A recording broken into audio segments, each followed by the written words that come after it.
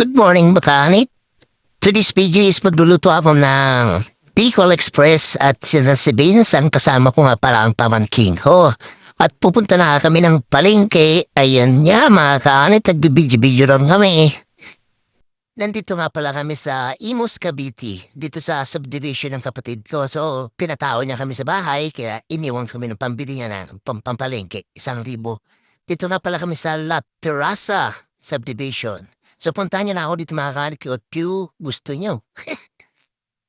At nandito na kami sa palengke, agad ako nakakita ng nyog at pumili na nga ako, pipili natin yung maganda, yung magata, yung medyo malaki, yan.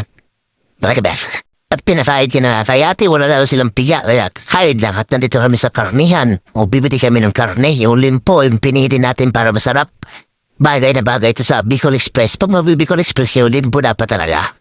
At ayun na mga tanit, napili na tayo ng karne para sa natin, sa Bicol Express natin. At pinahiwa ko na rin ito mga tanit. Sabi ni Kuya, yung sabi ko pang Bicol Express at tumili na po ng alamang din dito sa Tayhati. Meron magic sarap at hindi makawala yung paminta natin. At siyempre, Bicol Express nga to dapat may sili. Yan ang siling haba. O kukuha tayo ng 5 peraso para tamang-tama lang ang hang natin, hindi masyadong manghang. O ito na, kumuha ko na sibuyas para panggisa natin. At tapos na ay mga taanit, pauwi na nga pala kami mga taanit. At nga agad-agad ko lang inaskas itong ating lulutuin, yung nabutong ating gata para mapigaan na natin ito mga kaanit. Yan ang mga kaanit. O kukuha tayo ng tubig, nilagyan ko ng tubig. At nimikos-mikusin natin yan mga kaanit. Yun ang sikreto ng pampasarap. Huwasan ko muna yung kamay ko, pero inuwasan ko na kanina yan, binalawan ko lang. At ayan, ilalagay na natin yan dyan sa balawan natin. Mikos-mikos muna pala bago natin ilagay din sa sernihan. So yan mga taanit, dapat malakas, pigang-piga para kuwang-kuwa ang gata. At yan na, tapos na sa pagpiga. Ilalagay na natin sa baso. Okay? At pigayin pa natin ng konti, pisil-pisil lang para lang kumukuha ng kanin pag kumakamay ka. Yan mga karit secret, diin na diin para yung gata lumabas talaga. At linisin ko na rin itong alamang natin para mawala yung asgad. Yung alat pala. Yun, asgad sa Bicol yung maalat. Ugasan lang natin yan mga taanit para hindi mag-alat sa pagluto natin. So malinis naman siya, ready to use na rin sana, pero gusto ko yung mawala yung alat niya. Sabi natin okay na daw yan eh. Mas siyempre, ayaw natin ng sobrang alat, kaya tinisin natin. At yan mga taanit, ugasan ko na rin itong karne para malinis talaga. Masigurado natin na malinis na ating kakainin. Okay mga kaanit, lilinisan na natin yan na karne na yan o. Mikos-mikos. Ito na yan dapat kinakamay para malinis natin ng maayos. At yan mga kaanit, isusunod ko dyan ang sili para maano natin na malinis talaga ang sili natin. At naghihiwa na nga ako ng sibuyas. Yan mga kaanit, hiniwa na natin ang sibuyas natin. Ang mga pala dito, naluluwa daw, sabi ni Vince. Pag babaero, pag naghiwa ng sibuyas, maluluwa. Hindi ako naluwa. Alam niya na. Mabait tayo mga kaanit. Ang preba mga kaanit, hindi tayo, mabait tayo. Kamusta pala yung kay Gel? Ano pala balita doon, totoo ba yun? May nabasa so it's a prank lang daw yun. Sinusubuhan na yung mga fans nila. Totoo ba yung mga kaanit? At iniwa ko na rin itong bawang natin. Kung totoo, i-comment nyo. Ano ba, iwanay ba talaga si Katniel? Katrin sa Daniel. So, comment down below mga tanit at iiway ko to ng malilit na bawang natin para mas masarap.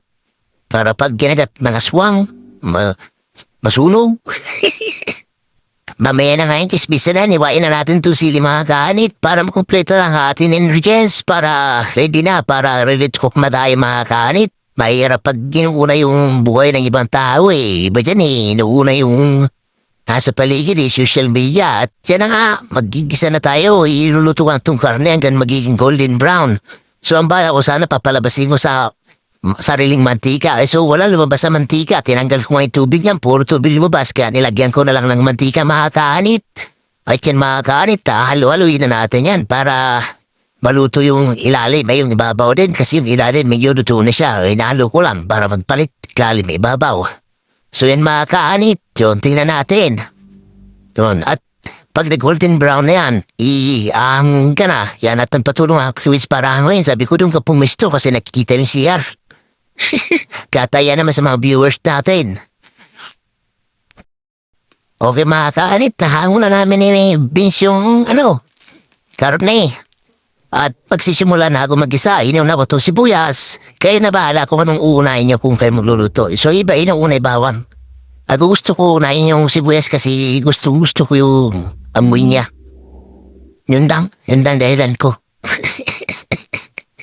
Mas gusto ko kasi luto yung sibuyas kaysa sa bawang. Yung bawang kasi di ko kinakain inaalis ko. Sabi nila aswang daw, hindi ko makain ng bawang. Di naman totoo. May aswang ba? Tiyan. Tilakay ko na din ang bawang, panabot sa aswang. At yung cameraman ko, napupuo sa parod ng Yan, sabi ko, diyan ka lang sa camera. Nanunood ng gisa eh.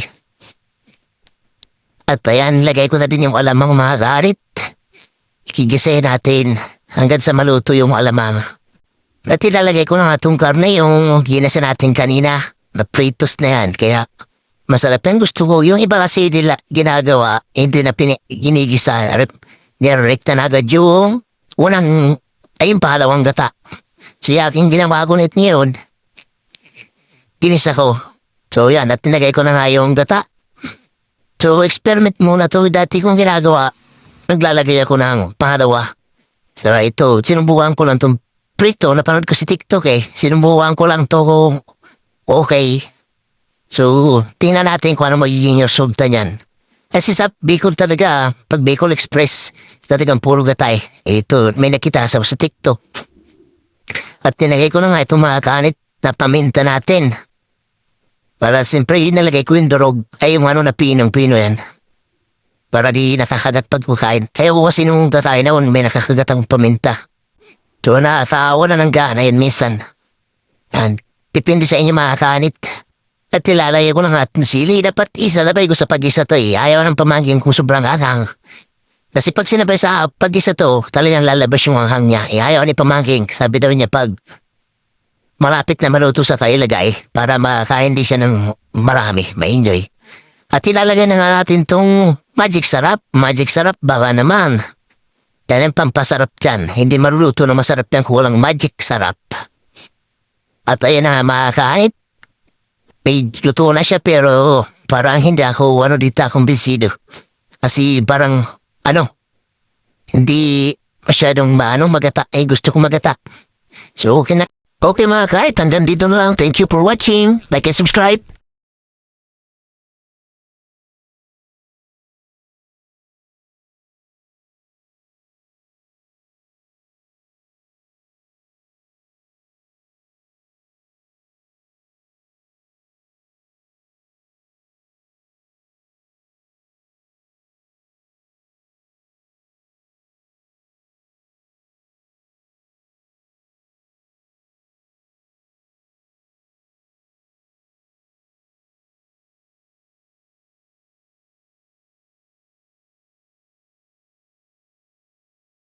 Okay mga kahit hanggang dito na lang. Thank you for watching. Like and subscribe.